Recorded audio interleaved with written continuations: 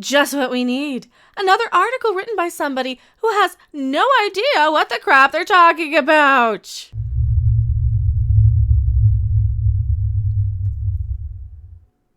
Hello everyone, I am Mecha Random. Smoke weed every day. 42, the one, the only, the original, your favorite YouTube consumer advocate, Harpy. It's telling on me again. Do you like the dual cam setup? I'm trying something new. Let's see if it's easy enough to edit. If not, you won't have any idea what I'm talking about. If you guys do like my content, please like, subscribe, share the video. That really helps. And any channel that you want to succeed and not be purged or suppressed, please share their content, subscribe to them, tell your friends about them, tell everybody you know on social media and real life. Play us from your car stereos at work. Yeah, because you drive car stereos around where I have no idea. Like I said, my Stream Deck was telling on me earlier. It does that.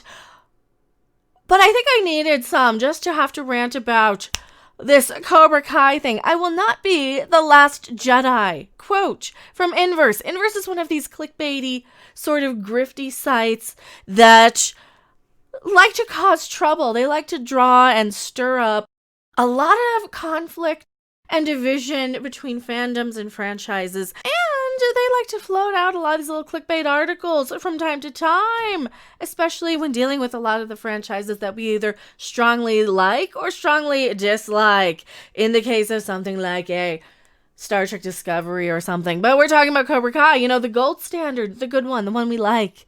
Cobra Kai and Star Wars both ruin their reboots in the same tragic way. No, they don't.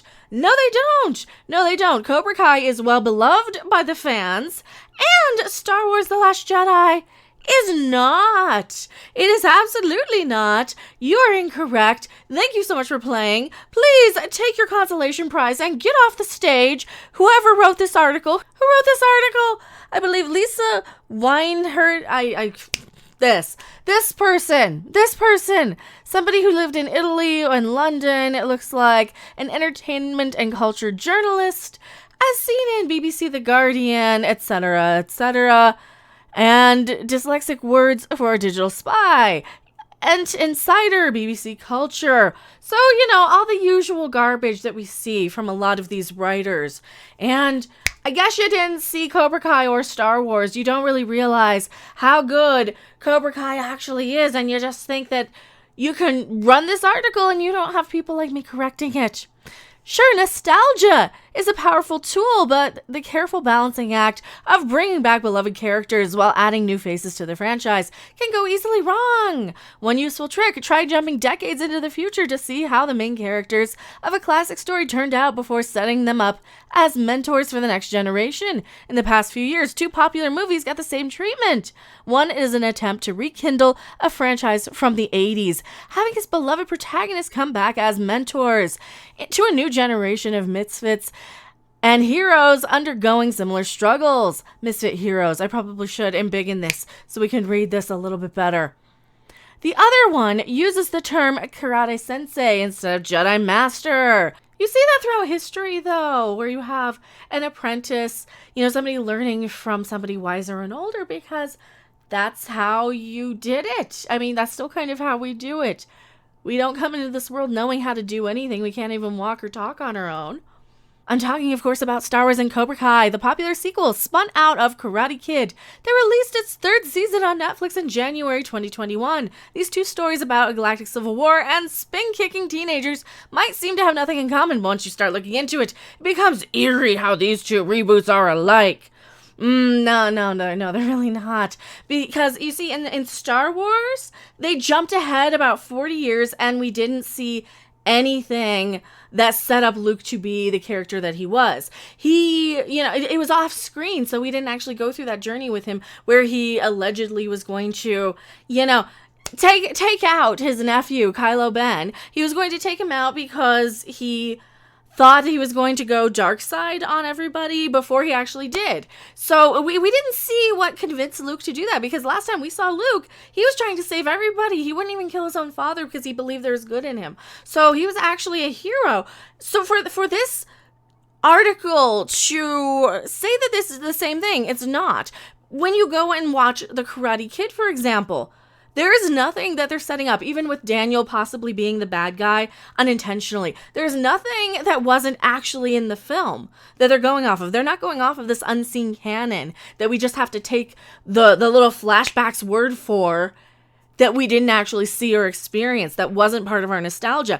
That's why Star Wars is such a betrayal and Cobra Kai is not. Because everything that is in this happens for a reason with respect to the original characters, with continuity to the original characters. So, bite me, whoever wrote this, Lisa. I don't know who wrote this. Is it a Lisa? Yeah, Lisa. Bite me, Lisa. You don't know what you're talking about. Once you start looking into it, it becomes eerie how these two reboots are alike. At their core, the films they stem from were both the typical hero's journey, centered around how the spiritual teachings of a martial art can turn a misfit into a hero. Except Luke wasn't a misfit.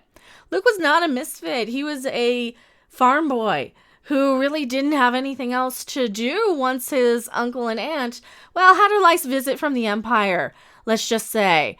And, well, that didn't go too well for them. Fire! Fire! Fire! Fire! Fire! Fire!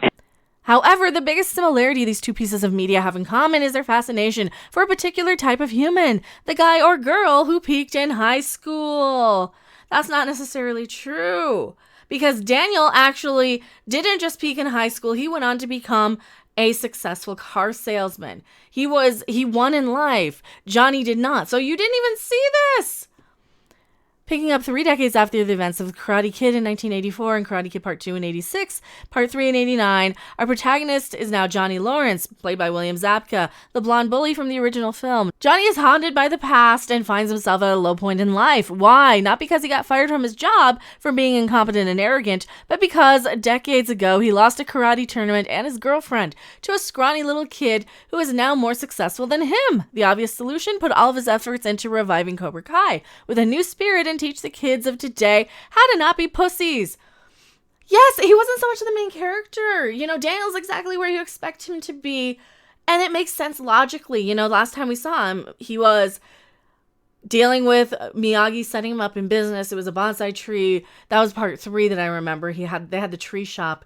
But it's a logical conclusion to assume that Daniel would go into the car sales business because Mr. Miyagi gave him the car. I mean, wax on, wax off. It's a huge plot point in the first freaking movie. So of course we're going to see something to call that back. Meanwhile, on the other side of town, Daniel Russo has spent the last 30 years living the life you would expect from a dude whose main personality trait is being the 2-time champion of the All Valley Karate Tournament. He owns a car dealership, which, albeit successful, seems to run on karate puns and free bonsai trees. Mr. Miyagi, originally played by the late, I can't say his given name, so we'll call him Pat Morita, who passed in 2005, comes back in Cobra Kai as a legacy Daniel is almost obsessively trying to live up to. And this proves the point I made in my last video, where, yes, Mr. Miyagi is still essentially the glue. He's the spirit. He's still a character in this. For everybody trying to say, oh, there's not enough representation. Well, he's still a character. And they agree. At least they agree with one thing in this crazy article.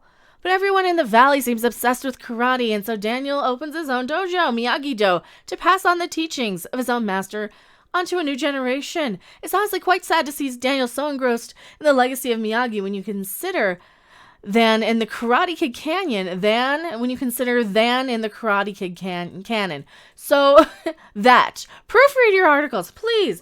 Can you, for 1 second, I have a soundbite for this. Proofread your shit! Thank you, proofread your shit, lady. When you consider that in the Karate Kid canon, Mr. Miyagi has already moved on from mentoring Daniel as soon as the 80s wrapped up, training a girl named Julie on the other side of the country in the next Karate Kid in 1994. You might pity these characters in a way that you don't think you feel about the Star Wars trio, but that's only because all these stars in their galaxy blinded your vision. Really? Oh, really? They blinded my vision. No, they didn't. Like I said, they set up things off screen that we did not have any attachment to. They also spent the entire Force Awakens, the first chunk of that movie, the first hour of that movie. Well, first off, we didn't see Han Solo until halfway through the movie. And that was as a member berry, and then they kill him off halfway through. We barely see Princess Leia, and then C-3PO bombs his way into frame. Luke is in the very, very tail end of the thing. We don't even see him. He's just a teaser for the next one. He's just the cliffhanger. Oh, you got to tune in and pay us $8 more to see the next installment and actually see Luke Skywalker. And then when we saw him in Last Jedi, he was a grumpy old man that says, you know what, I don't want to train anybody. I don't want to deal with all this Force stuff. I'm just going to go and suck on this blue titty milk, and you can leave me the crap alone. Thank you very much. And that's what happens. This is a troll article, isn't it? Leia and Han are still the same Beauty and the Beast relationship. She, the ever so splendid rebellion leader, he the scruffy smuggler. The scale of their crowning life achievement of saving the lives on a multitude of planets and bringing peace across the galaxy sets them just slightly ahead of the local karate tournament champions. Johnny Lawrence's son Robbie hates him almost as much as Kylo Ren hates Han Solo. But in Cobra Kai, Season 3, Johnny and Daniel find themselves following in the footsteps of Luke Skywalker in The Last Jedi. Not really, no. After giving the teaching thing a try, they each fail their star pupil and retire. No, they didn't actually. They didn't retire. They got right back into it. They failed for about a second, and they didn't just fuck off inexplicably for 40 some odd years. Off screen. No, we actually saw them fail. We saw them try harder, and we saw them give up for about a minute and then keep on. And we saw them actually continuing to try. So what were you watching? Did you actually watch this? I don't think she actually watched this. All right, let's just jump down to the end. If you still can't see it, let me spell it out for you. The same exact thing happened after Ben Solo burnt down the Jedi Academy. Yes, but we didn't actually see any of that. We didn't see it. That all happened off screen. If they really wanted us to care about it, it wouldn't have been in some half-ass flashback that was supposed to be more important than it actually was.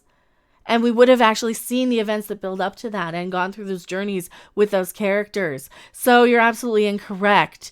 And she doesn't know what the crap she's talking about. I am not going to continue this article. Oh, I know there's a whole lot. And a lot of this is just mumbo jumbo just so she can get her words in because she probably gets paid by a word. So she had to make up something just to get a bunch of us to make a video on this. You know what? I'm tired of this article. She just saw the fact that Cobra Kai was super popular right now. And what else is super popular with a lot of the channels that, you know, the wrong think channels. Oh, The Last Jedi. The Last Jedi. And hey, maybe I can make a bad take on the couple of things that are really, really popular to talk about on YouTube just so they'll make some videos about me. That's all this woman did, or this author, whoever this is. I am tired of this, and I am going to get this off of my screen. Tell me what you guys think in the comment section below. I am Mecha Random 42, and I will see you guys on the next video, live stream, or wherever. Bye. Thanks for watching. If you liked it, make sure to hit that like button, and if you want to see more, don't forget to subscribe. See you in the next video. Bye! Coming to the CW, another series about teen romance that descends into ass-kicking action. Miguel and Sam share tender moments talking about their feelings. And when Robbie finds out, all hell breaks loose. The CW presents a new kind of teen drama that will kick you in the balls. Coming this fall, it's Kung Fu High.